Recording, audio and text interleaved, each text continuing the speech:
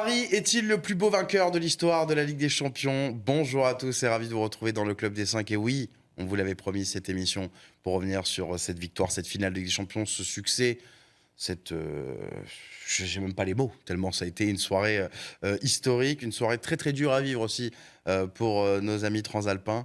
Et pour en parler, on a ramené deux personnes qui décuvent à peine, enfin décuvent de bonheur bien sûr, bien évidemment. Romain Bédouc est avec nous. Bonjour Romain. Salut Sam, salut à tous. Tu veux pas je suis très heureux, je suis très content d'être avec vous. Voilà, tu veux pas nous montrer un petit peu? Alors non, pas c'est les la cheveux. casquette. Alors, c'est la les cheveux sont casquette. très bien, hein, je te jalouse la casquette pas, mais... qu'on vendait, qui se vendait dans la fan zone à Munich. Donc c'est pas la casquette du titre des champions, etc. Mais c'est la casquette de la finale. Ce qui est déjà pas mal. Ah donc c'est ce qui est déjà bien. Du fake quoi. Non, c'est déjà très bien. Mais bien designé. Tu l'as dit, est-ce que c'est le plus beau vainqueur de la Ligue des Champions? C'est déjà le vainqueur de la Ligue des Champions. Ouais. Paris Saint-Germain est le vainqueur de la Ligue des Champions. Là, ouais. C'est fou.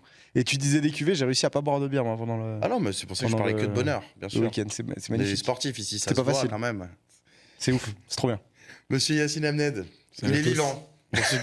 Pour ceux qui s'inquiétaient, il est vivant, il est là, on l'a ramené, on lui a dit non. Yacine, tu vas quand même venir nous décrire tout ça. Ouais. Comment ça va? Ça va bien, c'est pas le mot évidemment. Très bien non plus. C'est au-dessus. Je suis en lévitation là. Je vole depuis. Déjà, t'as de la voix, t'as retrouvé de la voix. Ça commence à revenir. 40 années dans le football, à peu près, grosso modo. Ouais, c'est le 82, donc 43 ans de supporter du PSG. C'est le plus beau moment? Bah, bien sûr, clairement. Il y a zéro débat. Tout ce que t'as connu. Ouais, parce qu'il y a toute l'aventure, 43 ans. Il y a eu des très beaux moments et des meilleurs moments avant. Et là c'est le Graal. Non, c'est beau. C'est pour dire. Puis c'est bien, j'embraye là-dessus, mais c'est bien aussi, et c'est l'intérêt de cette émission là maintenant. C'est qu'on va parler de l'émotion qu'on a, etc. Mais c'est la manière dont ça a été fait. Voilà. La manière dont ça a été fait, le truc, ça fait que tu sois supporter du Paris Saint-Germain ou pas, si t'es fan de foot, t'as vu ce que t'as vu la samedi soir là, bah. Je dois vous avouer, effectivement, si je dois faire amende honorable, que samedi soir, je ne vais pas dire que. J'ai dit, je ne supportais pas le Paris Saint-Germain, mais je voulais que cette équipe la gagne et j'ai pas été déçu. J'ai compris pourquoi je voulais que cette équipe de football gagne cette Ligue des Champions, nous fasse ce match-là, parce qu'effectivement, waouh. Ouais, franchement. Après, je peux comprendre. Enfin, j'ai eu beau adorer me moquer de vous pendant des années sur beaucoup de scénarios. Il faut surtout que. Je sais qu'au Club des 5, on est suivi par des supporters du Paris Saint-Germain, mais pas que. Et je veux absolument pas que la manière dont je dis ça soit perçue comme un. Allez-y, aimez le PSG. Non, c'est pas ça du tout. Non, mais vraiment, il y a des gens qui peuvent ne pas aimer le Paris Saint-Germain. Je pense que nos communes barcelonaises, marseillaises... Mais non, mais voilà, il y a des rivalités qui s'installent, qui font qu'on s'aime pas, etc. Il n'y a pas de souci. Mais le fait est que, en fan de foot, si on enlève la couleur des maillots, ce qui s'est passé là sur le terrain, et plus globalement sur la saison avec le Paris Saint-Germain, c'est extraordinaire. C'est extraordinaire. D'où la question et le but de cette émission. On l'avait dit, on voulait pas vous le faire. Alors, juste après, on a compris que l'ambiance était plutôt à la fête un peu partout dans Paris. Et même les fans de foot étaient encore se remettaient des émotions qu'ils ont vécues. C'est pour ça qu'on a pris un peu de recul. On est mardi. On a eu le temps de bien redescendre et de pouvoir parler de football, parce que c'est aussi notre ADN. Je salue avant toute chose, bien sûr, tous les socios qui nous suivent, bien sûr, et les supporters du PSG, notamment sur la chaîne du Club des 5. Abonnez-vous pour ceux qui ne l'ont pas encore fait, bien sûr, un max de pouces bleus. Je salue ceux qui nous écoutent en podcast, parce que là aussi, c'est une commu grandissante à l'image du Paris Saint-Germain depuis samedi. L'émission, donc, va être consacrée, on va dire finalement, au débrief de cette Ligue des Champions plus globalement côté parisien. On va commencer déjà par là, Yacine. On le disait, 43 ans de supporterisme, 50 ans et quelques d'existence pour le Paris Saint-Germain. Et enfin, ce Graal... Et presque pour Yacine. Aussi, j'ai pas osé. Presque ce Graal, enfin, de remporter la plus prestigieuse des compétitions, tout simplement, pour un club. Donc déjà, ce Paris Saint-Germain, au-delà de tout le fond qu'on va décrire dans un instant, dans la forme, elle a fait quelque chose qui marquera à vie l'histoire du foot français et du club. Ouais, clairement, parce que faut pas oublier quand même que, même si c'est que la Coupe des Coupes, Paris avait quand même déjà gagné une Coupe d'Europe. Mais effectivement, celle-là, c'est la plus belle, c'est la plus grande, c'est celle que tous les clubs convoitent et tous les grands clubs convoitent. C'est celle où il y a tous les grands clubs qui ont déjà inscrit leur nom au palmarès. Et en fait, tu parlais de chambrage, etc. Tu nous as moqué, mais en fait, c'était un peu ce qui restait. Champion d'Europe ou pas. Il n'y a pas de problème. National 2 ou pas, je continuerai. Ouais, d'ailleurs, nous aussi, on ne va pas parler de Bordeaux ce soir. Et mais en on fait. embrasse Oliver Kahn. c'est ce qui manque parce qu'à un moment donné, si tu veux rentrer dans la cour des grands, ok, il y a ce que tu produis à l'heure actuelle, il y a ton parcours, il y a des demi-finales, il y a même eu une finale en 2020. Mais c'est de marquer, tu vois, je pense que l'image symbolique de tout ça, c'est au moment où, à l'écran, tu as la Ligue des Champions, la Coupe, et qu'ils sont en train de graver le nom. Et là, tu sais que ça y est, tu es rentré dans l'histoire, tu es rentré dans la cour des grands. Désormais, on pourra plus, en tout cas, te chambrer là-dessus. Voilà, vous n'avez pas la plus grande Coupe d'Europe, etc. Donc, tu rentres dans un nouveau monde et qui valide tout ton travail. Mais j'ai envie de dire, tu vois, c'est tout ce qui s'est passé avant, c'est aussi ce qui te permet d'apprécier. Tu vois, sans faire le vieux con, mais l'avoir gagné à 50 ans après tout avoir vécu, j'ai pas envie de dire que c'est plus beau que si j'avais 17 ans et que j'étais un enfant gâté du PSG QSI, mais malgré tout, il y a tout ce parcours qui fait que je l'apprécie encore plus. Bien sûr. Et pour lier à ça, sans aller trop loin, mais pour lier à ça l'histoire, je trouve que le fait qu'il est resté Marquinhos dans cette équipe, tu vois, longtemps on a dit, ouais, il faut se débarrasser des losers. Quelle que soit la saison de Marquinhos, les hauts, les bas, le passage à vide de Madrid, depuis Madrid, où c'était dur, etc. En fait, je trouve qu'il fallait qu'il reste un symbole de ça. Ça veut dire qu'il y a le parcours, il y a ce mec qui représente toutes ces années où on a galéré, où on a été moqué, où on a vécu des trucs, des soirées mémorables, mais dans le mauvais sens. Ouais, qui incarne le PSG, parce qu'à l'image du PSG, on se disait samedi à quel moment Marquinhos va perdre pied, quoi. Mais oui. Et comme le PSG, c'est pas le meilleur Parisien sur la finale, loin de là, mais... Et en fait, il te représente, c'est le symbole. C'est-à-dire que si à la limite Marquinhos n'avait pas été là, on aurait surkiffé, on aurait été ultra heureux et tout. Mais le fait qu'il soit là, il y a ce lien avec, ok, il y a quand même quelqu'un qui est là, qui nous représente. C'est pas une nouvelle aventure. Et d'ailleurs, lui, il en parle très très bien parce que dans toutes les interventions qu'il a pu faire, et Marquinhos est un mec, je donne les accès aux médias, mais il y a des joueurs du Paris Saint-Germain qui n'aiment pas parler. Il y a un staff comme du Paris Saint-Germain qui n'aime pas que les joueurs parlent en globe. Mais il y a des joueurs qui aiment parler et qui y vont sans rechigner. Les deux principaux, c'est Vitinha et Marquinhos. Les deux qui veulent absolument, enfin qui disent que ça fait partie du job et qui pas prennent du plaisir, mais qui font ça. Et Marquinhos, il a fait je sais pas combien d'interventions depuis le coup de sifflet final. Il y en a qui sont mémorables, comme celle avec Margot Dumont, où il la prend dans ses barres sur le terrain, et puis après, il est en pleurs et il raconte ça. Mais dans tous les discours qu'il a pu avoir, et il l'a refait d'ailleurs au Parc des Princes aussi après, il parle des anciens. Il parle des légendes.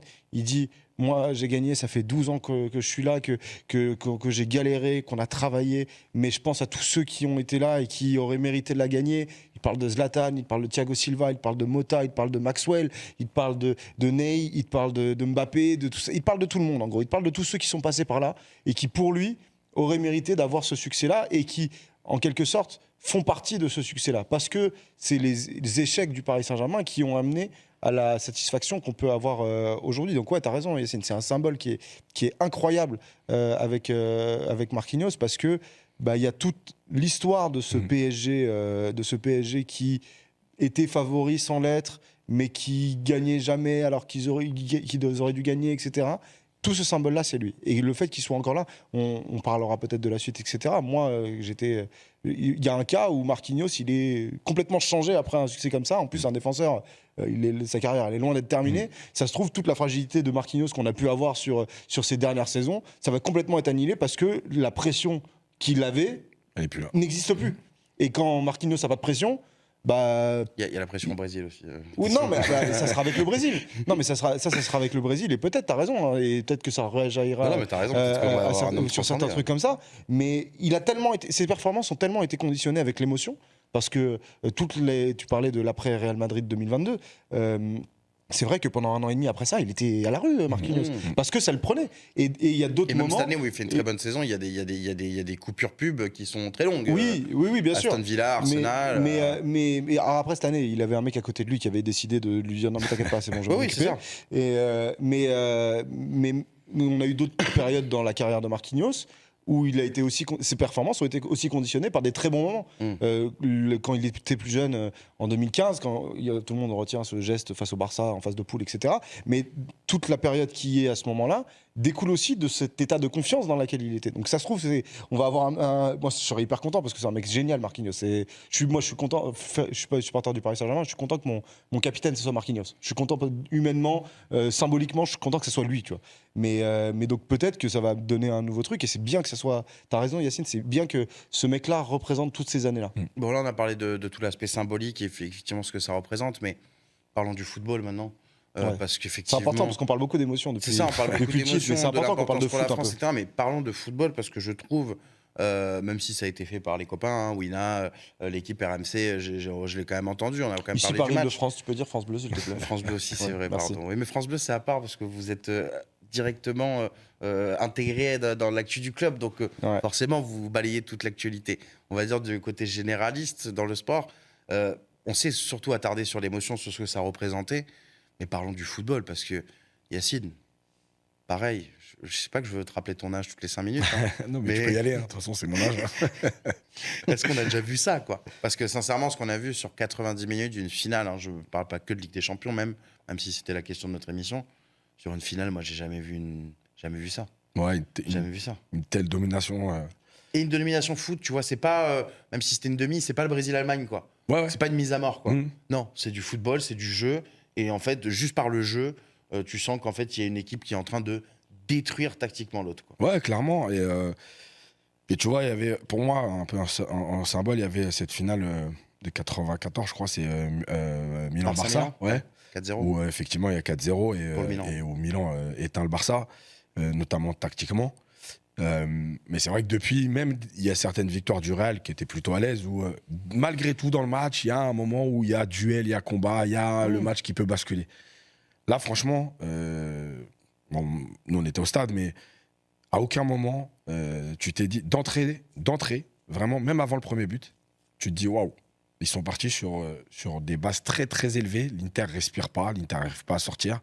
Ils essayent de trouver Thuram, mais comme l'a dit Romain, il y a un mec qui avait décidé de jouer tous les duels et qui aime, tu vois, un défenseur qui aime les métiers de la viande, donc il y va, mais sans prendre de carton, parce que je rappelle quand même qu'il n'a pas pris un carton jaune de la campagne, c'est quand même il n'a pas pris un carton jaune de toute la Ligue des Champions. Ouais. Wow.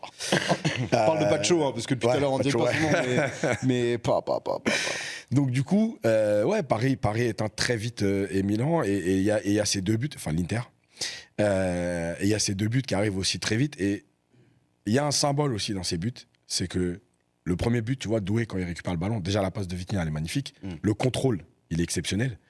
Mais à ce moment-là, si Doué décide de frapper, évidemment qu'avec le ralenti et la vision d'Hakimi seul au deuxième poteau, on l'aurait reproché.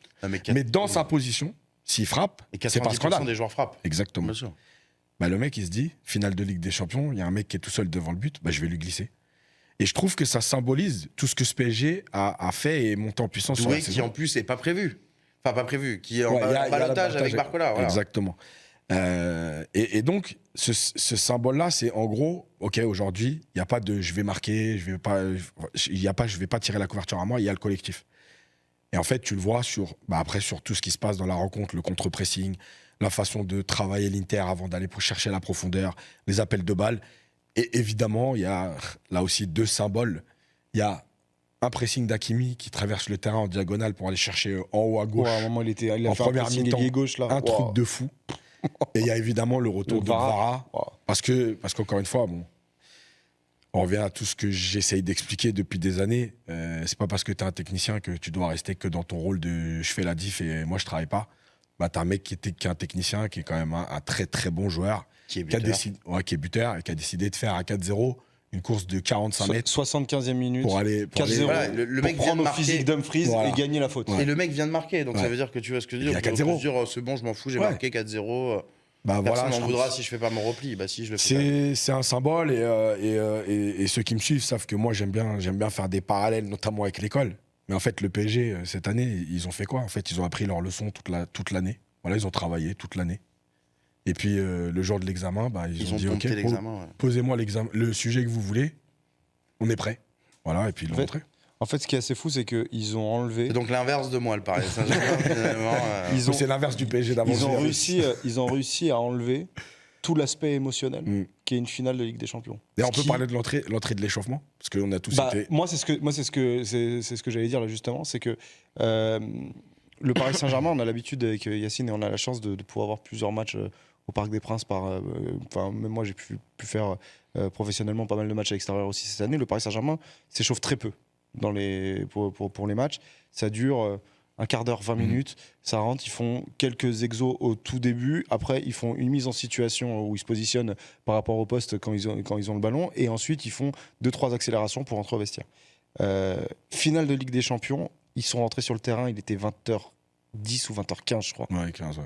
20h15, coup d'envoi à 21h, sachant qu'il y a un show de Linkin Park avant. Donc ça veut dire que tu dois libérer le terrain. Ils sont rentrés. C'était 35. En fait, ils sont rentrés. Quand ils sont rentrés sur les écrans géants de l'Allianz Arena, il y a marqué End of Warm-up et il y avait le comptage dans 15 minutes. Voilà. Ça, le fait que le Paris Saint-Germain joue ce match-là exactement de la même manière que tous les autres matchs, et ça se ressent sur le terrain, ça a été caractérisé par cette entrée sur l'échauffement. Et après, tu parlais des 2 premiers buts. Ce qui est magnifique et avec ces 2 premiers buts, c'est que, et on peut en parler par rapport à la prestation face à l'Inter, c'est que tu les marques de 2 manières complètement différentes. Le premier sur une attaque posée, placée, où tu es en conservation de ballon, tu attends patiemment et tu trouves l'ouverture par cette passe lumineuse de Vitinha dans un timing qui est parfait. On a beaucoup reproché à Vitinha de mettre du temps à trouver, à être dans la meilleure position. C'est pour des moments comme ça. C'est pour des moments où, en gros, tu es dans la meilleure position pour faire le choix quand il le faut. C'est pour ça qu'il est parfois frustrant, Vitinha, mais qui sort une finale extraordinaire. Et le deuxième but, c'est parce que tu mènes 1-0, parce que l'Inter se dit il y a peut-être un moment où il va falloir sortir pour essayer de mettre la pression sur cette équipe-là.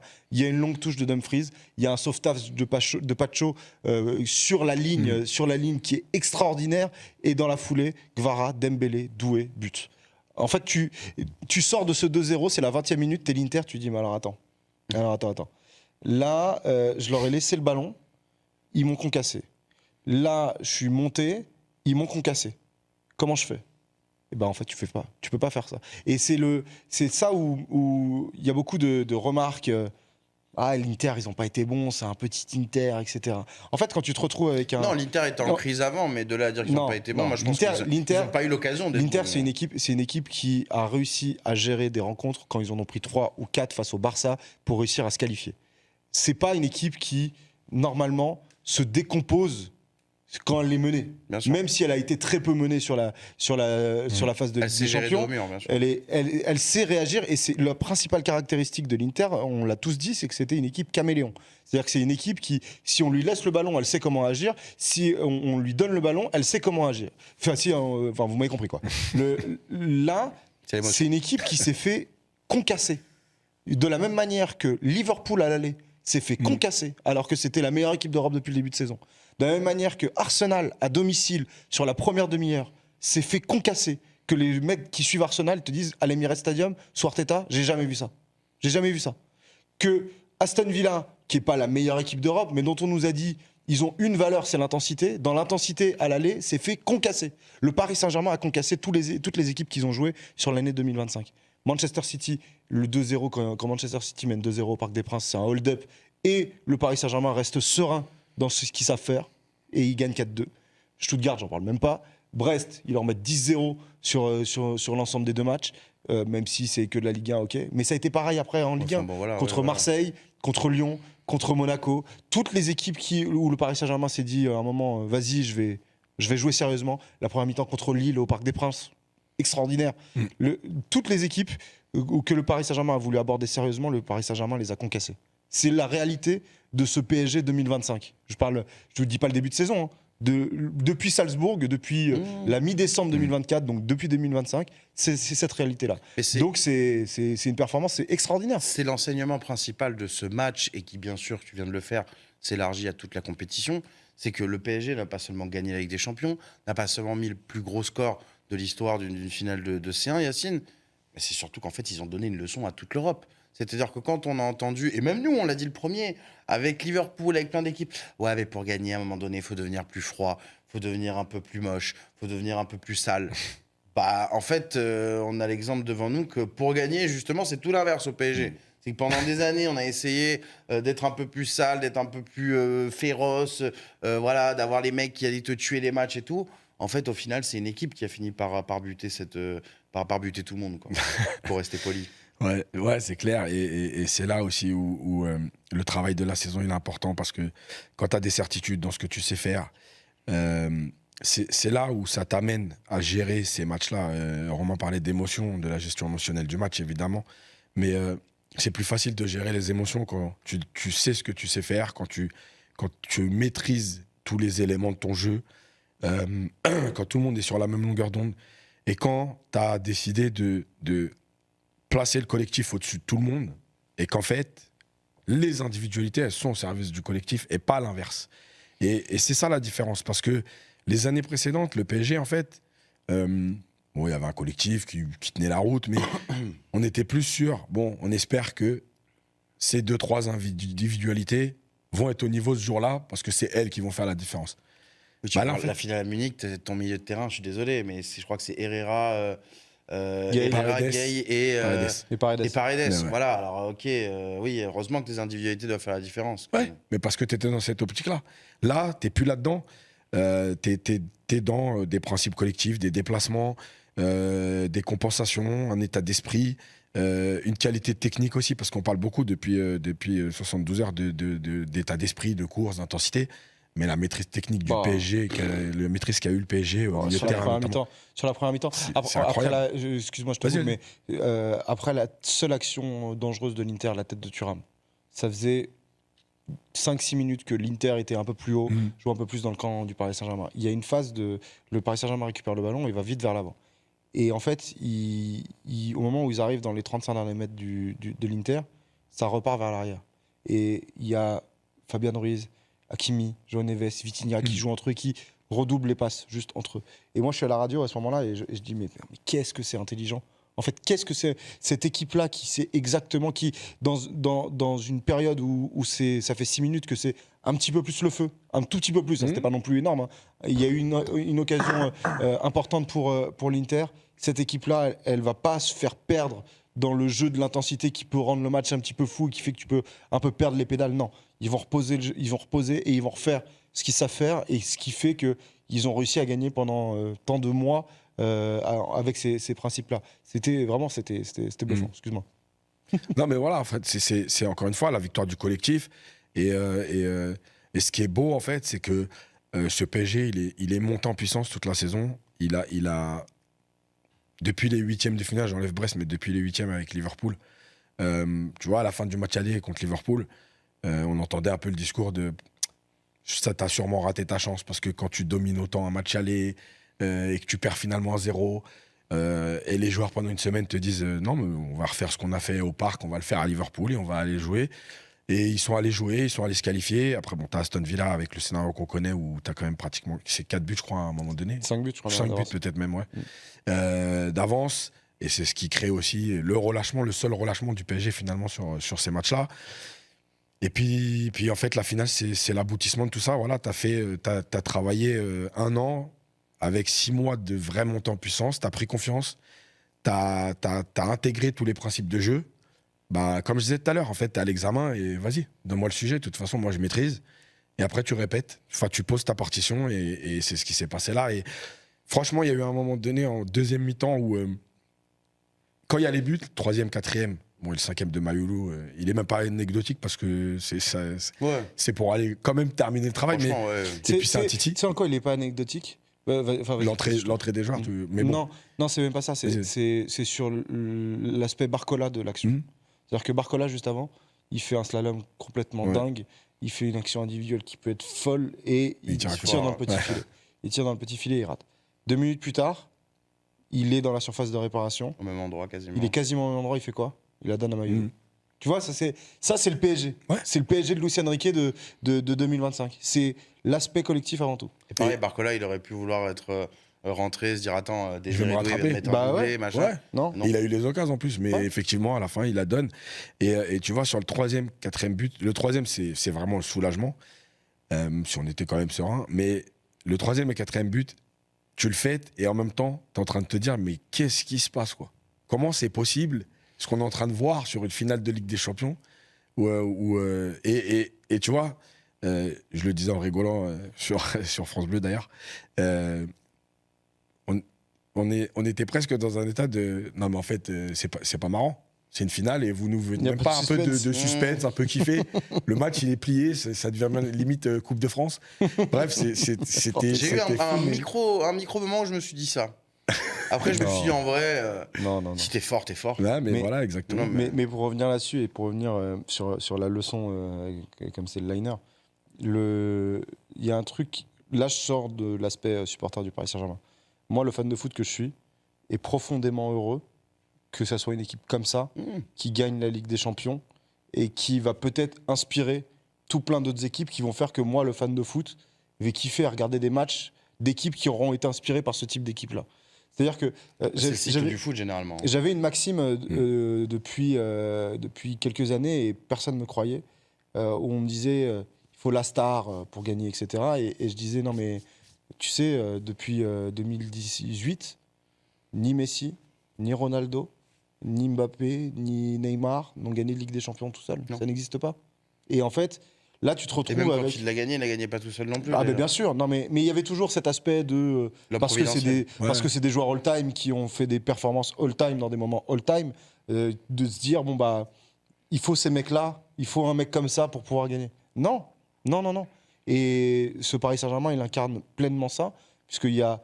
C'est pas qu'il n'y a pas de stars, il y a des stars dans cette équipe-là. Mais les stars, elles sont au niveau du collectif. Elles font ce qu'il faut pour être au niveau du collectif. Mais elles se déstarifient, je trouve, même ces stars-là. Non, parce qu'on peut être une star, et dans le collectif, quoi. Oui, mais dans l'aspect qu'on a aujourd'hui du football, effectivement, de mecs qui doivent être grave mis en avant, etc., moi, je vois aucun joueur, y compris Dembélé, se mettre en avant. C'est leur performance. Parce qu'on a tendance à penser que star égale diva, égale ego. Non, même sans aller jusque-là. Alors, il y en a qui sont comme ça. Il y a des stars qui sont comme ça, effectivement. Mais une star, à la base, un joueur de foot qui est une star, c'est un joueur qui va mettre au service de son équipe ses qualités extraordinaires qui sont au-dessus de la moyenne et au-dessus des autres. C'est pour ça que c'était des 10 à l'ancienne, notamment. Les voilà. stars. Et donc, quand tu mets ça au service de ton collectif, tu remplis pleinement ton rôle de star. Mais c'est pas parce que tu es une star que forcément tu dois être un mec qui défend pas, que forcément tu dois être un mec à qui on doit tout mettre sur un plateau et que tu dois faire en sorte que ça marche. Non, c'est pas ça une star. Une star, c'est faire en sorte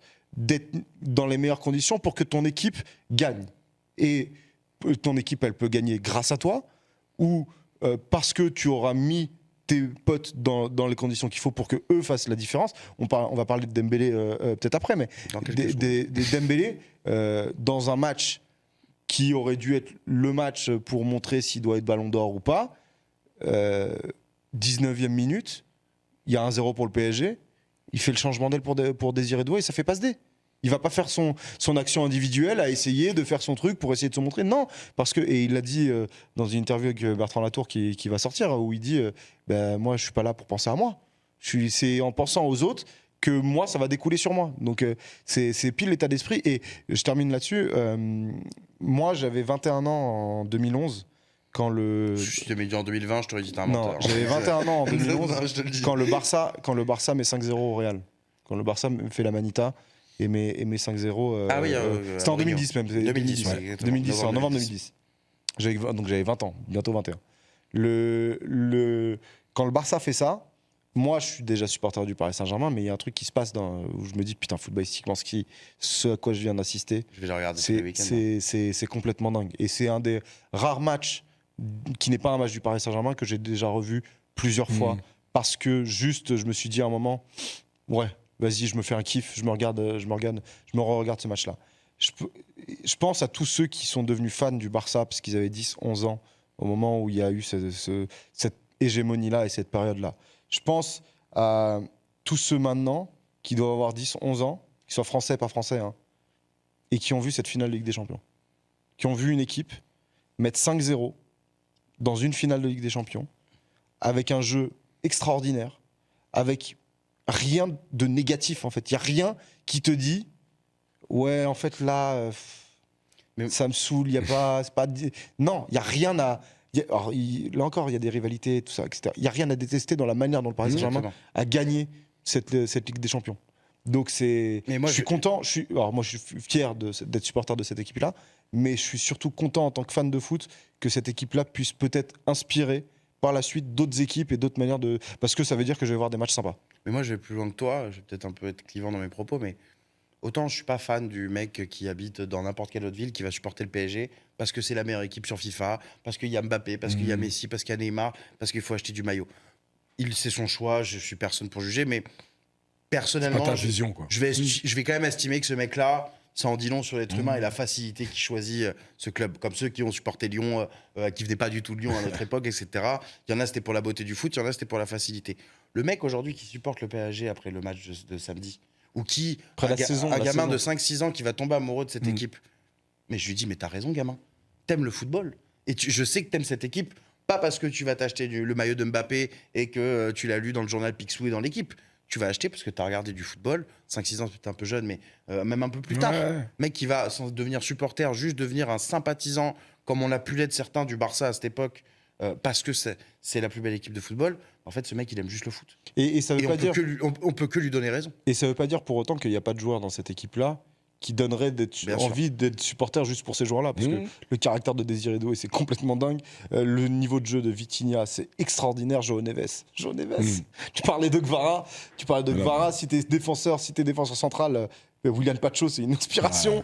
Si t'es un latéral et que tu veux avoir de l'importance dans une équipe, Achraf Hakimi, parce qu'on a banalisé le fait que Achraf Hakimi soit au milieu de la surface de réparation sur une attaque placée à la 12e minute d'une finale de Ligue des Champions. On l'a complètement banalisé. Hein. Mais c'est extraordinaire. Il y a des retours de Nuno Mendes qui sont... Enfin bref, il y a toute l'équipe qui est... T'as envie de kiffer le collectif et ces joueurs-là. On va justement parler des joueurs. Alors, on peut pas parler de tous les joueurs. On a beaucoup parlé cette saison. On va s'arrêter sur 2 joueurs, 2 Français. On va faire un peu nos nationalistes, 10 secondes. On va commencer par Désiré Doué, parce que même si on a beaucoup parlé de Désiré Doué cette année dans le Club des 5, mais la performance, elle est quand même à relever. Oui, justement, on s'éloigne un peu peut-être de l'esprit Luis Enrique. Sur le côté, c'est le collectif. Mais on a quand même un mec qui a mis, justement, en étant au service du collectif, 2 buts en finale de Ligue des Champions. Une petite passe D en plus. À 19 ans, c'est unique. C'est unique, Yacine. C'est jamais vu. Et surtout, et sans, encore une fois, incarner, s'accaparer, on va dire, tous les ballons. Pour lui. Voilà, sans qu'on joue pour lui, effectivement. Mais tu disais, on s'est loin de l'esprit Luis Enrique, mais en fait, justement, je pense pas. Parce que quand on connaît le parcours de Désiré Doué et tout, en fait, c'est un joueur de talent et ça, c'est incontestable. Mais dans son parcours, il y a plein de moments dans sa formation où ses entraîneurs lui disent ouais, c'est bien beau, tu fais des trucs de fou, mais en fait, à un moment donné, tu dois jouer avec les autres, tu dois être collectif, tu dois penser aux autres. Début de saison, il arrive, il y a quand même des entrées en jeu où tu sens bien. Je ne veux pas dire exagérer dans le côté je suis un individualiste. Par contre, tu sens bien que j'ai besoin aussi de m'installer, de prouver, donc je cherche des passes, je cherche des buts et de sa force des actions. Sauf que, avec Luis Enrique, il a progressé dans son jeu, dans son intelligence de jeu, dans ses déplacements. Mais surtout pour moi, et là où justement je te dis que ça incarne Luis Enrique, c'est qu'il y a une interview qui est sortie il y a 3 mois où il dit il m'a appris à défendre et je commence même à aimer ça. Quand on connaît les qualités de Désiré Doué et quand on sait aussi comment en France, normalement les talentueux, justement, on leur demande de ne pas défendre, mais en fait, justement, c'est la formation française, entre guillemets, avec l'apprentissage de ce qu'est le foot de haut niveau et le collectif.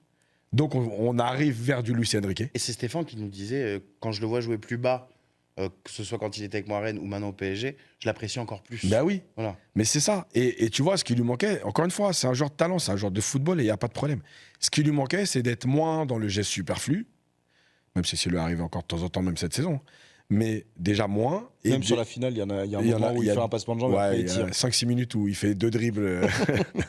Mais bon, et tu vois, et le fait qu'ils disent, pour un joueur comme ça, de ce talent-là, offensif, qui te dit, j'ai compris l'importance de défendre et maintenant j'apprécie même ça, en fait, c'est ça qu'a réussi Luis Enrique. L'amener là où en fait, les joueurs devraient être. Et tu vois, tout à l'heure, Romain disait, en tant que fan de foot et tout, moi, j'irais sur mon côté éducateur, c'est-à-dire que ce qui s'est passé là, pourquoi c'est aussi un don de voir un mec comme Doué faire ce qu'il a fait. Mais parce que moi, j'ai passé 20 ans de ma vie à expliquer à mes joueurs que oui, il faut courir. Oui, Messi est une exception du football, mais il n'y en a pas d'autres. Donc prendre exemple sur Messi, ça peut pas être un exemple. Leur expliquer que le collectif, c'est ce qui t'amène à être meilleur, que quand tu respectes le jeu, bah, bizarrement, toi tu crois que tu fais une passe et que tu t'empêches un but, mais dans 3 matchs, bah, tu seras peut-être à 3 buts parce que tu as respecté le jeu, etc. Et voir un mec comme Doué symboliser ça, mais on parlera après de Dembélé, c'est un peu la même chose, symboliser ce fait que finalement tu as des stats dans une finale, des stats jamais vues pour un joueur de cet âge-là, tout en respectant le jeu. Mais en fait, moi, c'est tout ce que j'attendais depuis 15 ans que je suis, enfin 25 ans que je suis éducateur, mais depuis tout ce temps-là, ça veut dire que des joueurs de talent au service du collectif, mais qui, en plus, finissent par briller grâce au collectif. Voilà. Oui. Et je trouve que Doué, c'est sa vraie progression dans la saison. Même si Doué, il commence à... Tu vois, Romain parlait du mois de décembre. Oui, il y a une montée en puissance. Ouais. Il y a une montée en puissance sur le mois de décembre où justement il commence à marquer. Le but à Salzbourg qui. Voilà, parce que derrière il marque contre Monaco. Et Monaco, voilà. Ouais. Et voilà, encore une fois, et tu vois, tu disais tout à l'heure Barcola ou Doué. En fait, les deux avaient leur place, les deux pouvaient jouer, les deux, voilà. Bah, tu te rends compte que, tu vois, moi c'est pour ça que j'aime pas le truc de coaching gagnant et tout, parce que, en fait, que tu mettes l'un ou l'autre, ça a fonctionné toute la saison. Bon, bah voilà, il s'avère que là, c'est le bon choix et que ça arrive une au bon semaine moment. avant, c'est Barcola qui met un double. Alors, exactement. C'est la Coupe de France, mais voilà, voilà, exactement. Donc, c'est franchement beau, moi, de voir un joueur de talent capable de progresser et ne pas rester sur son talent et ses acquis. Et ce qui est intéressant dans ce que dit Yacine, c'est que le fait qu'il soit français, ça joue pour moi. Parce que quand on parle de Guevara et qu'on dit que c'est un joueur technique extraordinaire, mais qui fait aussi les efforts, tout de suite, on revient très vite sur le fait ouais, mais c'est un Géorgien, ils ont la dalle, ils ont des trucs comme ça. Et il y a toujours un truc comme ça. On remet toujours un truc comme dans ce genre-là, genre quand c'est un Argentin, ouais, mais eux, ils ont la hargne, ils ont envie de faire. Il y a toujours un truc. Ouais. Le fait que ça soit un joueur technique français, issu du Serail français, qui normalement doit être un mec qui est là et qui fait des différences et seulement différences, qui apprennent à faire ce truc-là. Je trouve que c'est encore plus éloquent et ça donne encore plus de puissance à ce qui a été fait. Et juste sur Désiré Doué, ce qui est intéressant, c'est que sur la manière dont il a communiqué depuis le début de la saison, même quand il avait un peu moins de temps de jeu, il a toujours été dans cette idée d'apprentissage. C'est-à-dire qu'on l'a eu plusieurs fois en zone mixte, où je disais Vitinha et Marquinhos, mais Désiré Doué aime bien parler aussi à la presse, et il parle très bien d'ailleurs. Et il arrivait... souvent en disant mais de toute manière moi on me fait jouer ailier droit, ailier gauche en faux neuf contre Arsenal, je parle en phase de ligue, au milieu de terrain, c'est pas grave, le but c'est que je joue, je suis déjà très content d'avoir du temps de jeu, je suis déjà très content d'apprendre avec cette équipe, d'apprendre avec des joueurs qui sont bien plus expérimentés que moi et qui m'apprennent au quotidien. Je pense que cette saison, il s'attendait peut-être à la faire l'an prochain, entre guillemets. Non, parce que je sais qu'il est très ambitieux. Oui, il a toujours mais nous, on s'attendait à ce qu'il la fasse l'an prochain. Voilà. Mais nous, peut-être. Nous, effectivement, peut-être. On sait, quand Désiré Doué arrive pour 50 millions, on se dit, bon, bah, ça aurait pas été c'est un achat au futur. Au contraire, c'était normal. Mais ce qu'il a réussi à faire sur la deuxième partie de saison, où il a sans cesse pousser la porte pour qu'il soit une alternative, qu'au début il devienne juste une alternative en sortie de banc, puis il devienne une alternative titulaire, quel que soit le poste. Parce que la finale de la Coupe de France, il ne doit pas la démarrer à la base des Désiré Doué. Ça doit être Guevara, et puis Guevara, il est un peu souffrant, malade. Donc finalement, c'est lui. Mais Désiré Doué, sur la finale de la Coupe de France, il fait aussi 2 passes D, je crois. Donc il y a un moment où. Et je disais, parce que je me rappelle de la preview qu'on avait fait, et moi je disais que j'étais plus Barcola que Désiré Doué pour démarrer le match. Mais j'avais. Du pif là-dessus. Je l'ai dit à France Bleu au moment de l'avant-match, quand les compositions sont tombées. J'ai dit de toute manière, j'ai appris un truc cette saison, c'est que si je pense un truc et que Luis Enrique fait autre chose, c'est moi qui suis en tort. Ouais. Voilà. Donc j'avais tort et je suis très heureux d'avoir eu tort. Et Ousmane, Ballon d'Or alors, comme dirait l'autre? Non, mais je provoque un peu bien sûr, mais j'aimerais juste que on parlera de tout ça plus tard. Ouais. Non, bien sûr. Ça, il y a encore une Coupe du Monde des clubs, il y a une Ligue des Nations cette semaine. La vraie question sur Ousmane Dembélé, c'est Ballon d'Or ou pas, ça choisissez. Mais c'est de se dire, est-ce qu'on a déjà vu des joueurs Ballon d'Orables qui font cette finale? Ballon d'Orisable Ballon d'Orisable, Ballon d'Orable, mais qui font cette finale de Ligue des Champions. En fait, une finale pleine, pas de sacrifices, mais pas loin. Où finalement, Dembélé, son but, c'était de harceler Yann Sommer, c'était d'empêcher l'Inter de relancer. Et quelque part, il met qu'une passe D dans la rencontre, une passe D.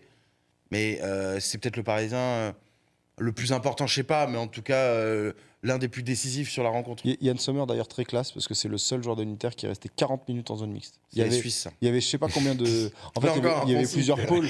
Il y avait plusieurs pôles de journalistes internationaux parce que vous imaginez que pour une finale de Ligue des Champions, il y a énormément de journalistes qui sont accrédités dans du monde entier.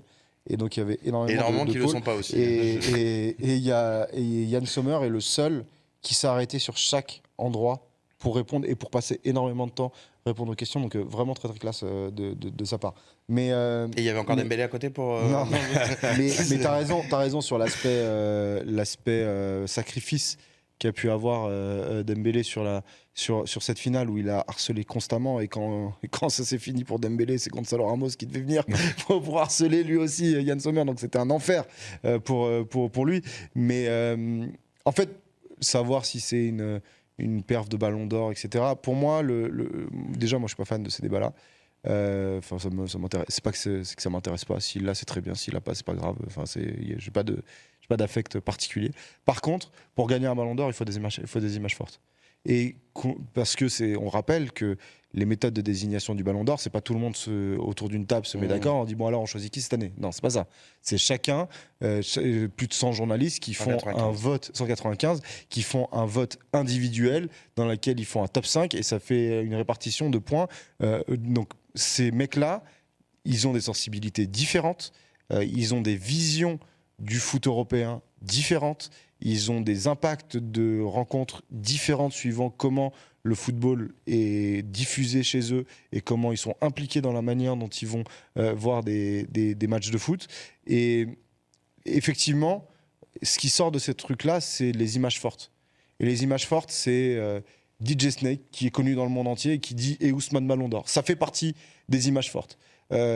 Ousmane Dembélé avec le trophée de la Ligue des Champions sur le court central de Roland Garros avec une photo qui est iconique, ça fait partie des images fortes. Je dis pas que c'est ça qui donne un Ballon d'Or, c'est pas ça qui donne un Ballon d'Or, c'est aussi ce que tu fais sur le terrain, mais ça participe. Alors est-ce que Ousmane Dembélé aura le Ballon d'Or? Je sais pas, il a encore, je te vous dis, moi je suis pas fan de ces débats-là. Est-ce qu'il le mérite? Est-ce qu'il le mérite parce que c'est le joueur un des joueurs les plus importants de la meilleure équipe de la saison? Bah oui, peut-être. Sans parler de Ballon d'Or, mais on aurait pu à un moment donné, Yacine, il a été élu meilleur joueur de la Ligue des Champions le lendemain, par exemple. Parfois, un mec qui fait une grosse perf en finale peut lui passer. Alors, il a quand même fait 2 passes D. J'ai dit une, mais c'est 2 passes D. Hein, donc, quand même pas mal en finale. Il n'y en a pas beaucoup qui l'ont fait non plus dans l'histoire. Mais j'ai l'impression que ce que retiendra le grand public, alors que généralement, c'est pas forcément ce qui va le plus le marquer sur un match. Bah, c'est aussi tous les efforts de Dembélé sur cette finale. C'est pas qu'il est sur la photo du but de Gvara ou de Doué, c'est que le mec, à un moment donné, il a harcelé Sommer et qu'on avait l'impression qu'ils avaient. C'était Koh-Lanta, c'était les destins liés. Je parlais des images fortes, mais il y a un moment quand il est dans les starting blocks, là, il est quasiment comme ça, là, sur un 6 mètres. C'est des trucs que tu retiens. L'image de cette Ligue des Champions et le trophée de Dembélé, il est aussi marqué par son attitude sur cette finale et sur tout le reste de la saison. Mais bien sûr, là où je suis content, c'est qu'il y avait ce débat un peu Ballon d'Or qui commençait à sortir depuis 3 semaines. Et Dembélé expliquait dans plusieurs interviews que c'est le collectif d'abord, etc. Et il y avait quand même des mecs qui disaient « Ouais, il est obligé de dire ça ». Bon, je crois que sur la finale, il vous a montré qu'il n'était pas obligé de le dire, il l'a fait. Donc c'est quand même une grande différence. La deuxième chose, c'est que, évidemment que ces images du pressing, elles sont marquantes. Mais il y a surtout une intelligence de pressing. C'est-à-dire qu'il n'a pas juste couru pour aller gêner une relance. Il a fermé des angles de passe, il s'est positionné d'une certaine façon pour dire, en gros, je vais empêcher Sommer de relancer à droite, donc on sait qu'il va relancer à gauche et on va fermer côté gauche. Et avec son pied gauche, c'est moins bon aussi, parce voilà, que les deux premières relances en touche. Exactement. Donc en fait, il y a une intelligence en plus de ça, il y a un sacrifice, il y a une intelligence. D'ailleurs, Dembélé, on l'a souvent moqué, entre guillemets, dans ce manque d'intelligence de jeu. On disait il est capable d'éliminer 8 joueurs mais de ne pas faire le bon choix et tout. C'est un poulet sans Je crois que cette saison, il a montré aussi que quand on travaille et quand on a un coach qui sait expliquer les choses, c'est quand même plus facile. Et en fait, moi, je trouve qu'en dehors du Ballon d'Or, c'est bien qu'il ait été élu meilleur joueur de la Ligue des Champions, mais je trouve que ce serait bien que... De Ligue 1 aussi, hein, de Ligue 1, mais qu'il soit mis en avant régulièrement, parce que les stats, c'est bien, mais le foot, il n'y a pas que les stats. Et le problème du Ballon d'Or en ce moment, c'est qu'on entend, alors on voit bien que le gros débat, c'est Yamal. Alors déjà, moi... Bon, après, c'est deux joueurs qui sont pas justement très stats. Hein. C'est Non, deux joueurs mais justement, sur le ressenti football. Hein. C'est que... Alors déjà, je fais une parenthèse. C'est que je sais que je vais peut-être pas me faire que des amis, mais déjà pour moi, le joueur de l'année, c'est Hakimi. En termes de performance depuis septembre. C'est-à-dire que Dembélé fait une très très grosse année 2025. La première partie de saison, elle est bonne, mais elle n'est pas extraordinaire. Hakimi, il est exceptionnel depuis. Au moment où le PSG est un peu dans le dur en Ligue des Champions, c'est le seul qui était au niveau. Et Hakimi, il n'a aucun remplaçant. Aucun remplaçant. C'est-à-dire qu'il est obligé de jouer tout le temps, tous les matchs. C'est incroyable ce qu'il a fait, franchement. Donc déjà, pour moi, sur la régularité, pour moi, c'est lui le joueur de la saison. Bref. Mais tu vois, là où les débats, ils sont pas bons, c'est que des fois, enfin, ils sont pas bons. Ils sont biaisés parce qu'en fait, on peut pas être objectif sur ce truc-là. Tu vois, c'est-à-dire qu'aujourd'hui, on va dire... ouais, mais Yamal, il marque 3 buts qui marquent le monde. OK. Mais à un moment donné, il marque 7 buts en Liga. Donc, est-ce que c'est des stats qui comptent ? C'est ça, en fait. Donc, est-ce que tu récompenses la régularité ou est-ce que tu récompenses le talent ? Parce que c'est ça, finalement. Est-ce que tu récompenses les images marquantes ? Est-ce que... Voilà, il y a plein d'éléments où on ne sera pas d'accord. Parce que moi, ma vision, et peut-être que le fait d'être éducateur, ça joue. Moi, ma vision, c'est que Yamal, très belle saison, il n'y a pas de problème, talent, tout ce qu'on veut. Mais moi, je suis obligé, si je vote moi, je récompense la saison. Et la saison, c'est Dembélé. Le mec prend tous les titres. Il est décisif dans plein de matchs, que ce soit par le but ou par la passe décisive. Il est leader dans l'attitude, dans le pressing, dans ce qu'il emmène. Il est leader dans le discours, parce qu'on l'a vu à certains matchs au milieu du terrain, rameuter les autres, etc. Il est leader par l'exemple, parce que quand tu vois un mec comme Dembélé qui a du talent, qui est à la base un mec qui fait des différences, mais qui commence à taper des sprints de 20 mètres pour aller empêcher une passe, bah derrière, tu sais, c'est... Moi, je l'ai souvent dit, même par le passé au PSG. Ce qui manquait, c'était ça, en fait. C'est-à-dire que quand tu as un mec qui court, bah, toi, tu te dis, en fait, je peux pas le laisser passer parce que lui, il est en train de se déchirer alors que c'est un avant-centre ou un attaquant qui doit marquer des buts. Et moi, je suis milieu et je vais pas faire le travail.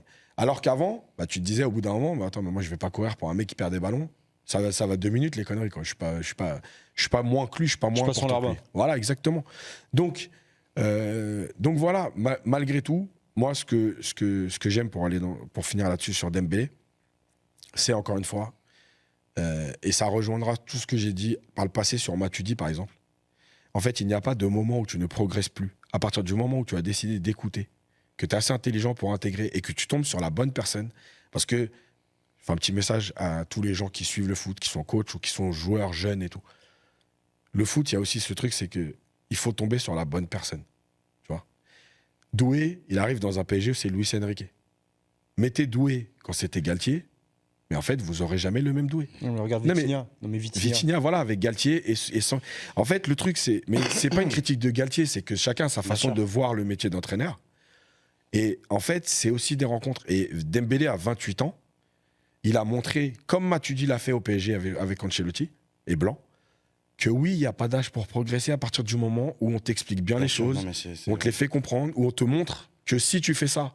Parce qu'il y a ça aussi, hein, vite fait, là-dessus, c'est que je pense que Luis Enrique, il a dû leur dire, faites ça, il va nous arriver ça. Quand ça t'arrive, en fait, bah, les joueurs te suivent. Parce qu'ils disent, OK, le coach, quand il dit un truc, bon, 9 fois sur 10, ça se passe. Bon, si tu lui dis, fais ça et que ça marche jamais, au bout d'un moment, il va te dire, moi, je crois que mon coach, il connaît rien. Tu vois, c'est incarné par un mec genre Zaïre Emery, qui cette année, il y a un an, on a dit, c'est le futur meilleur joueur du monde. Cette année, on dit, c'est une pipe, alors que le mec a 17 ans, on sait pas. Et tu vois que lui le prend très bien, parce que je pense que Luis Enrique est dans la pédagogie avec lui. Et c'est samedi, il était comme un fou. Alors qu'il joue pas de la saison. Je rappelle juste un truc, c'est que. Et à 24 ans, sera peut-être le meilleur de Luis Enrique, automne 2024, non 2023, donc il est arrivé depuis 3-4 mois. Quand Dembélé marque pas, il dit non mais ne vous inquiétez pas, c'est un des meilleurs joueurs du monde. Ouais, et en fait, de sa gueule à l'époque. Et on se foutait de la gueule de Luis Enrique quand il nous disait ça. Si maintenant il y a Luis Enrique qui va dire à d'un mec qui serait peut-être en méforme avec le Paris Saint-Germain, non mais vous inquiétez pas, c'est le meilleur joueur du monde. Peut-être que le joueur il va se dire ah ouais, en fait le coach il a peut-être un plan pour moi. Il a peut-être un truc. Parce qu'en fait il l'a dit avec Dembélé il y a 1 an et demi quand il était au fond du trou, qu'il mettait pas un pied devant l'autre et qu'il tirait à chaque fois dessus. Et il est devenu ce qu'il est devenu.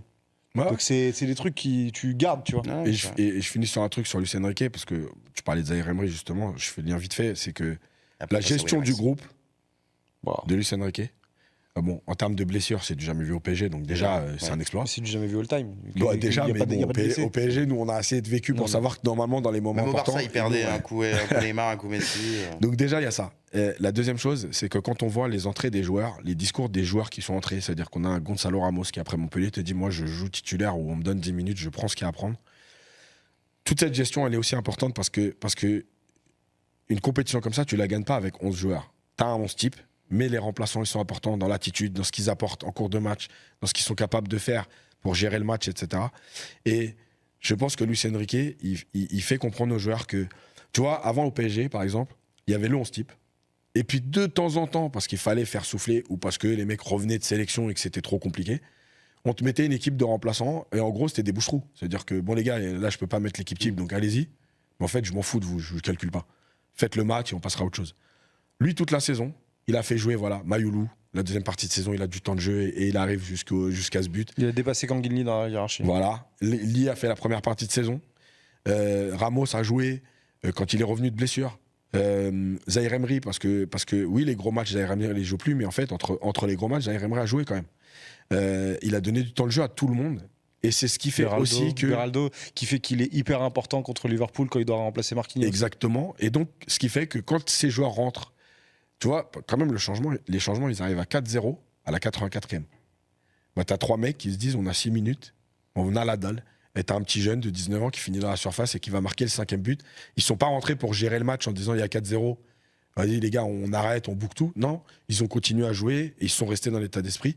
Ça aussi, c'est une très grande victoire dans la gestion du groupe, quoi. Voilà, de toute façon, Kvara l'avait dit, hein, c'est Amaury qui me le renvoie là, qui est en régie. Effectivement, cette phrase où il parlait du fait qu'ils s'étaient tous traités avec beaucoup de respect, de clarté, l'humanité qui est importante.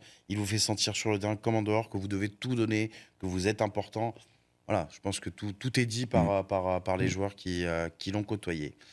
Est-ce qu'on a fait le tour sur cette émission ? Je pense pas mal. Hein. C'est pas mal. Après, je pense c'est bien. Hein. Soyez pas dégoûtés, ça se trouve dans 2-3 semaines, dans un mois et demi, on en refait une sur la Coupe du Monde des clubs. Mais bon, je pense qu'on la fera peut-être plutôt sur le Real, celle-là, à mon avis. Qui dit nouvelle compétition dans le foot, généralement. Bon, voilà. Et puis, je sais que vous avez trop de bonheur, il faut que Mbappé vienne gâcher tout ça. Et ça me fera beaucoup rire. On parle des mecs qui n'ont pas gagné la Ligue des Champions. Pardon. Vite fait, il y a quand même un calendrier qui est. Du nerf. Et franchement, c'est un scandale. Ce qui est en train de se passer, la sélection. Les mecs qui vont aller en Coupe du Monde des clubs. Tu sais ce que j'ai appris qu'il y avait ? Il y a un match pour la 3e place de la Ligue des Nations. Oui, mais tu savais pas. Non, mais c'est fou. Non, mais attention, ce match pour la 3e place, c'est entre guillemets, c'est parce que les deux équipes. Non, mais comme c'est sur jeudi, il faut avoir 2 matchs. Il faut avoir 2 matchs. Voilà, il faut avoir 2 matchs. Donc c'est vraiment une règle UEFA. Il faut pas avoir 2 matchs. Non, mais juste pour finir, 15 juillet, si tu vas au bout de la Coupe du Monde des clubs, il y a une Super Coupe d'Europe le 12 août. 13 août, voilà. 13 août, pardon. Mais en fait, 3 jours avant la reprise de la Ligue. Voilà, 3 jours donc en fait, les joueurs, ils ont des vacances quand en fait. C'est quand qu'ils coupent. Parce que là, après, il y a un mec, par exemple, comme Hakimi, qui a commencé au JO. Ouais. Officiellement, ils sont obligés d'avoir 3 semaines. Normalement. Mais bon, tu fais. Regarde, 15 juillet, si Paris va au bout de la Coupe du Monde des clubs, 15 juillet. 3 semaines, ça t'emmène. Ils doivent reprendre 3 jours avant la. Et comment tu joues un match en 3 jours d'entraînement dans les jambes, un match de Super Coupe d'Europe. Non, et puis tu parlais d'Hakimi qui effectivement va aussi avoir une petite canne en plein décembre. Voilà. Non, mais... Donc qui reviendra pour la Ligue. Et on va finir. Je pense qu'il y a des mecs qui vont couper. On va finir quand même au mois de juin-juillet sur une Coupe du Monde aux États-Unis. Ouais, franchement, à un moment donc donné, si jamais il n'y a pas Hakimi à ce moment-là, demandez des comptes. On verra ce que ça donnera, mais moi j'écarte pas le fait qu'il y ait des mecs qui fassent pas la Coupe du Monde des clubs. Je pense que pour le PSG en tout cas, je pense qu'il y a peut-être des mecs qui vont pas faire partie du groupe ou qui vont pas forcément. Il y a un groupe spécial où tu peux y aller. Alors moi c'est pas les infos que j'ai. Ah ouais. Parce que les infos que j'ai, c'est qu'ils comptent sur tout le monde et que c'est même devenu un objectif pour le club. Ah ouais, d'accord. Ok. Ah bah les gars, vous voulez marquer l'histoire ou pas? Là, franchement, tu fais Ligue des Champions, Coupe du Monde en un mois. Oui, là pour le coup, tu peux te considérer comme un très grand club de l'histoire du foot. Après, des sélectionneurs un peu plus intelligents, par exemple, va pas avec la Géorgie. Ah ouais. Rassemblement. Ouais, mais c'est la touche. Bon, ils jouent peut-être pas les mêmes matchs. C'est la touche Willy Sagnol. Non, ils jouent les éliminatoires de l'Euro, ouais, effectivement. Ouais. Mais bon. Bah, C'est important quand même. l'Euro à 60 aussi, donc il va. Non, mais c'est la Géorgie, c'est pas non plus un pays qui est habitué. Il y a Zurigo Davitashvili, les gars. Ça va suffire. Allez, on va passer quand même à l'instant Winamax, l'instant au tableau, bien sûr, avant de terminer notre émission avec notre partenaire Winamax, qu'on remercie de nous accompagner depuis tant d'années. C'était pas volontaire depuis tant d'années. Je vous rappelle tout d'abord, bien sûr, que jouer comporte des risques. Ça doit être un plaisir. Ça ne doit pas vous mettre dans des difficultés. Ça doit être juste des moments entre amis. Ou pas d'ailleurs, mais des moments où voilà, on est juste là pour le loisir, pour ne pas se mettre en difficulté dans le quotidien, notamment financièrement. Donc soyez très très très prudents les socios.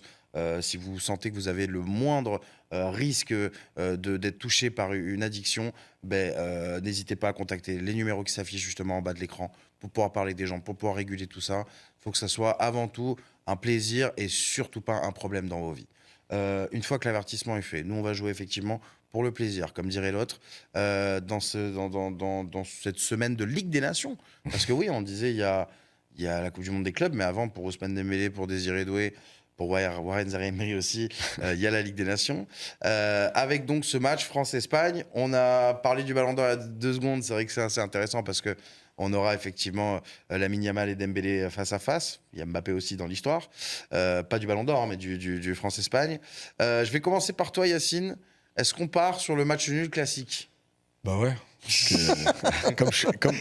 Bon, je dirais après, mais comme c'est bientôt la fin pour moi, je voulais finir en beauté sur un match nul. Un bon petit match nul à 3-15, en plus, je trouve que ça va. Et franchement, match nul, c'est pas. Je suis pas en train de dire match nul PSG contre Toulouse. Tu vois, c'est pas non plus improbable qu'il y ait match nul entre les deux équipes. Mais il y aurait des prolongations, du coup. Ou prolongation ou tir au but, je sais pas d'ailleurs. Prolongation. C'est bien ça. Je voulais terminer sur ma classique. Ta classique 3-15, le match nul donc de la France et l'Espagne. Ouais, elle est probable, on va dire. Ouais, elle est probable. Même si, bon, l'été dernier, le souvenir n'a pas été excellent pour les Bleus. Romain Bédouc ? Moi, je suis parti sur l'Espagne qui gagne en 90 minutes sans encaisser de but. Ouais, voilà. Parce que collectivement, c'est quand même bien plus fort que l'équipe de France. L'équipe de France, je ne sais absolument pas qui va être aligné. La défense de l'équipe de France est une défense de district. C'est un peu méchant. Okay, c'est un peu méchant. Mais c'est pas les titulaires d'habitude de l'équipe de France. Il y a énormément d'absents. Ils sont pas moins forts que Marquinhos. Marquinhos, c'est pas de chaud, je te le dis. Le milieu de terrain, il a toujours ses problèmes de création qui vont être compliqués. Et la ligne d'attaque, je sais pas si. Non, je sais pas si la ligne d'attaque amputée des joueurs du Paris Saint-Germain, parce que je sais pas s'ils vont démarrer cette rencontre-là, parce qu'on rappelle qu'ils ont encore fait des festivités jusqu'à ce mardi matin. Ils ont rejoint le gros Pierre et voilà. Non, je crois qu'ils ont rejoint ce matin. Non, hier. Hier parce que hier, il y avait encore Dembélé à Roland-Garros. Ouais, mais je crois justement après. C'est après qu'il a. C'est hier, moi, que j'ai vu Lucas Dembélé de ça avec. Mais donc, je sais pas dans quel état ils sont pour jouer potentiellement un match de Ligue des Nations face à l'Espagne, et donc s'ils seront alignés. Et s'ils sont pas alignés, la ligne d'attaque de l'équipe de France, c'est Mbappé, Colomboigny, Olysée. Ce qui est pas mal. Mais je pense que ces mecs-là ont besoin d'être poussés aussi par ceux qui sont derrière. Et derrière, je trouve ça trop faible. Donc l'Espagne qui a cette densité collective qui est hyper importante. Il y a juste un joueur qui a joué la finale de Ligue des Champions, c'est Fabien Ruiz. Savoir s'il va jouer ou pas. Voilà, on sait pas. Mais Yamal qui a dit si le Ballon d'Or doit se jouer jeudi, il se jouera jeudi. Donc on verra ce que, après, si Dembélé joue pas, je pense que voilà. Mais donc je vois l'Espagne gagner. Je vois l'Espagne gagner avec un clean sheet à 3,65. Je trouve que c'est pas mal. Voilà. Mais après, je dis ça. Vous souhaitez la défaite à tous les deux. Hein. Toi, tu hoches de la tête. Ça veut pas dire que j'aime pas l'équipe de France quand je dis ça. C'est juste que je trouve qu'ils sont moins forts. C'est l'équipe de France que t'aimes pas. Je trouve qu'ils sont moins forts. Non, j'ai plus rien contre Deschamps. Il s'en va. Il va s'en aller. Donc, non, je parlais pas de Deschamps. Qui non, Mbappé avec l'équipe de France, je l'aime bien. Ah, avec l'équipe de France, tu l'aimes bien ? Bah oui. Tu switches, t'arrives à switcher. Bah oui. Mais moi, j'ai jamais eu rien contre le joueur Mbappé. Non. C'est dans le joueur de foot. J'ai jamais eu rien contre lui. C'est la corrélation entre ses déclarations et ce qui fait qui a toujours été un problème. Mais le joueur de foot, moi Mbappé, il m'a procuré des trucs que peu de joueurs m'ont procuré. La finale de 2022, j'ai jamais vu ça. Hein. Et donc c'est beau. Donc c'est pour ça, on fait la part des choses. Après, j'aurais pu mettre doublé de Mbappé si tu veux, mais j'y crois pas. Donc, Épingle en profil, c'est cette séquence là de 15 secondes. Pourquoi ? Pour tous les gens qui t'emmerdent sur Mbappé, tu vois, ça permettra de recycler un argument. C'est pas tous les gens qui m'emmerdent, c'est des mêmes personnes qui utilisent plusieurs comptes et qui payent des comptes pour pouvoir faire ça. Donc c'est pas. Oh, nous fous pas en procès. Ils payeraient des comptes. Attends, déjà on n'a pas beaucoup d'argent. J'ai dit des personnes, j'ai pas dit qui. Hein. Allez, moi je voulais chercher un prono, je vais chercher Mbappé, Yamal et Dembélé buteur, mais tu mets le doute. Le doublé de Mbappé, non, il mais y a 9,50. tu mets le doute sur Dembélé, donc je vais pas la proposer. Voilà, parce que s'il joue pas, c'est un peu. Donc, vous voyez, pas très confiant pour les Bleus, hein, cet instant winner. Mais bon, on verra quand même ce qu'il en est. On verra dimanche quel parcours aura fait les Bleus dans cette utilisation. On verra si on en parle dans le Club des 5, s'il y a des choses à dire. Parce que là, vous avez vu, on a fait une émission d'1 heure, parce qu'il y a des choses à dire sur le foot de Luis Enrique. Parce qu'il y aura des choses à dire après la Ligue des Nations. Ce sera un peu moins sûr. Merci beaucoup, Romain Bédouc. Merci à toi. Oui, bien sûr. Bien sûr. Bah, c'est pour ça que si tu veux, j'y arrive. Ah, ok. Merci, Romain Bédouc. Ça va être la seule prise de parole où je l'interromps pas. Pour ce grand moment. Merci, Sam. Et merci à toi, Yacine. Parce que non seulement le Paris Saint-Germain a remporté la Ligue des Champions, mais tu as décidé à partir de la rentrée d'opter pour, on va dire, de nouvelles occupations. Ouais. Donc je te laisse l'annoncer toi-même. Des nouvelles occupations qui existent déjà, mais je voulais finir la saison. Évidemment, le PSG me permet de finir au plus haut. Non, voilà, comme beaucoup le savent maintenant, je travaille donc pour des joueurs et en fait, je peux plus me permettre d'intervenir dans les médias en donnant mon avis de façon aussi libre que je l'ai fait pendant toute cette période. Il y a 2 ans, j'avais arrêté pour des mauvaises raisons. J'étais très énervé. Bon, en plus, côté familial, c'était compliqué, mais voilà. Là, j'arrête pour des bonnes raisons.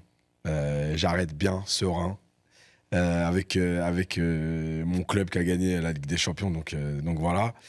Et je remercie tout le monde au Club des 5, tous ceux qu'on ne voit pas, qui sont là pour réaliser les émissions, tous ceux qui sont évidemment devant la caméra avec qui j'ai pu participer aux émissions. Je ne vais pas lister, comme ça j'oublie personne. C'est la meilleure solution. C'est aussi bonne stratégie. Voilà, donc merci à tous pour tout ce qu'on a vécu ensemble. Comme dans les quelques médias dans lesquels j'intervenais, oui, on a travaillé ensemble, mais il y en a beaucoup qui sont devenus plus que juste des collègues de travail. Romain, je vais arrêter de le remercier parce qu'on se voit à chaque émission que je finis, donc je l'ai remercié 8 fois déjà.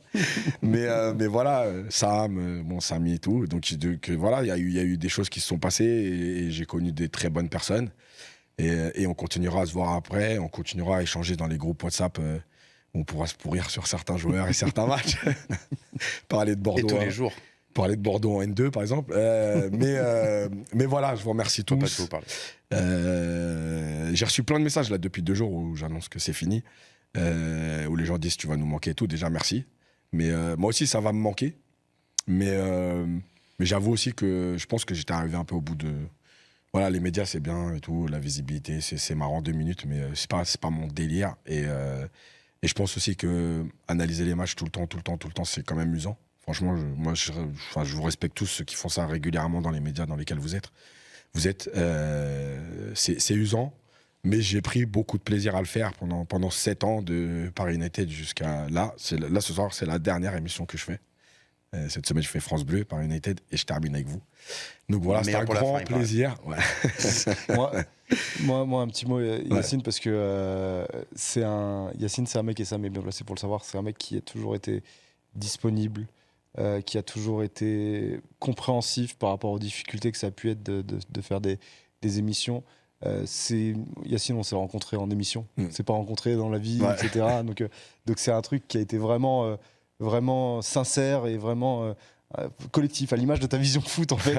et quand il a fallu appeler Yacine à des 23h30 pour dire mais t'es dispo pour faire un débrief à 1h du matin, pas dans la foulée du match. Et rarement pour lui dire, pour parler de bonnes choses. C'était pour Belmadi qui perdait. C'était tout pour l'élimination contre le Barça. C'est un mec qui a toujours été compréhensif avec les difficultés qu'on peut avoir sur une chaîne YouTube, qui sont des difficultés inhérentes au manque de moyens qu'on peut avoir.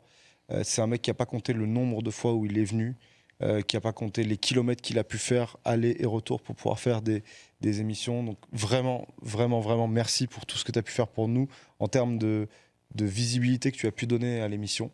Et puis en termes d'échanges constructifs qu'on a pu avoir, c'est un mec aussi qui, moi, quand j'ai des avis à faire sur France Bleu de temps en temps et que j'ai des interrogations sur des parties un peu plus anciennes du Paris Saint-Germain, qui n'hésite pas à me répondre, même à des heures très tardives aussi. Donc vraiment merci pour tout ce que tu as pu faire pour nous, pour moi aussi, parce que j'ai énormément appris à côté de toi. Merci. Et je suis très très heureux de faire partie de ceux qui sont proches de toi et ceux qui ont ton oreille de temps en temps quand on peut parler. Voilà. Merci pour tout. Je vais pas paraphraser Romain, tu le sais Yacine, il vient de le dire, le nombre de fois où je t'ai appelé pour des émissions, que ce soit à l'époque de la quotidienne, machin. Et surtout, parce que là, c'est un peu entre soi de dire ça, je pense que tout ce que tu le sais déjà, voilà. Mais par contre, je pense qu'il y a des choses que les socios doivent savoir et je pense aussi veulent te dire, c'est te remercier pour toujours, encore une fois, cette qualité. Parce que oui, nous on s'entend très bien, on est devenus amis, etc. Encore une fois, c'est de l'entre-soi, ça nous regarde en partie, c'est très beau et c'est une belle image pour tout le monde, mais les socios qui viennent voir avant tout, bien sûr la bande de potes, mais ils viennent écouter des mecs qui vont leur parler de foot. Et je n'ai quasiment jamais vu une émission où je me suis dit, tiens Yacine, aujourd'hui c'était pas ouf. C'est un peu emmêlé les pinceaux. Non, j'ai toujours retrouvé dans chaque émission, que ce soit les 10-15% de bonne humeur qu'il faut, compléter aux 85% d'expertise et de talent. Et je pense que ça, c'est ce qui a le plus plu aux socios. Et c'est aussi le principal dans le Club des 5. Et après tout le reste, encore une fois, tu sais déjà ce qu'on pense de toi. Merci. Le très bon, comme parfois... le folklorique. Normal. Voilà. Mais sachez que le folklorique est encore mieux que le truc. Le folklorique aurait pu nous faire strike la chaîne. À force d'avoir dit aux autres cassez-vous, du coup c'est moi qui me casse. Bah, celle-là elle est belle. Je crois qu'on pourra pas mieux finir cette émission et cette saison. Enfin, cette saison non, pardon. Oh là là, il reste encore du temps. Mais on pourra pas mieux finir cette émission et cette saison de Ligue des Champions du Paris Saint-Germain. Donc encore une fois, merci à toi Yacine pour cette émission. Merci à Amaury Cotin, tu parlais des nombreuses personnes effectivement, comme Fares Hachem et Amaury Cotin qui sont dans l'ombre et qui sont tout le temps là, eux aussi à des 1h du matin, eux aussi pour passer des bons moments avec nous, eux aussi pour te chambrer, mais comme ils sont pour le PSG, ça se passe bien entre vous. Et merci à eux bien sûr qui ont fait un travail monstrueux et je peux vous dire que les deux, ils ont passé un week-end compliqué aussi. J'ai eu Amaury hier, je crois que Dark Vador avait une puissance vocale largement plus développée. Donc c'est pour dire aussi. Et Yacine aussi, on n'en a pas parlé, mais la voix de Yacine sur la dernière émission. Ouais, dire que lundi, ça a été pire déjà. Là, ça revient. Il y a eu de la tisane hier soir, bien. Merci en tout cas à vous également, les socios, parce que c'est grâce à vous qu'on peut avoir des Yacine, des Romain, des Walid, des Elton, un Club des 5 toujours présent parce que le public est au rendez-vous et crédibilise aussi cette émission. Donc merci à vous d'avoir suivi cette émission, d'avoir suivi toute la saison. On souhaite bien sûr à tous nos supporters parisiens de fêter encore un maximum cette Ligue des Champions. Vous la méritez, on vient d'expliquer pourquoi.